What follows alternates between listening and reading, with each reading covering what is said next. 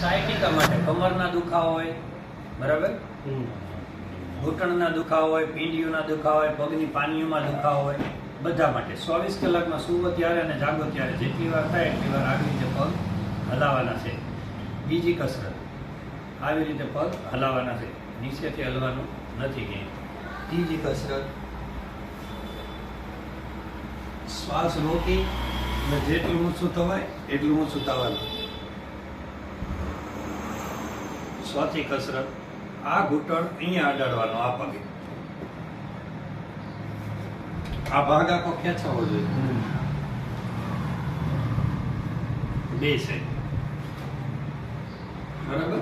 એ 20 વાર બધી કરવાની છે. આપણે સ્પીડથી કરીએ. આ પવન મુકતા છે.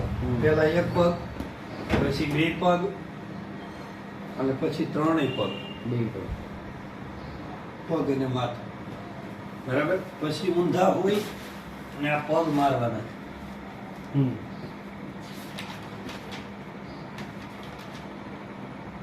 હાર મારો તોય હાલે, બરાબર. વારા ફરતી મારો તોય હાલે, બરાબર.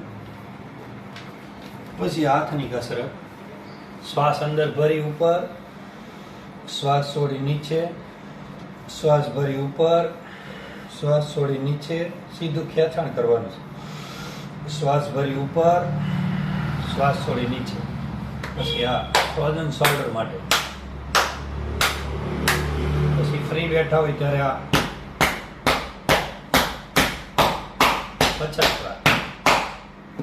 જય શ્રી કૃષ્ણ.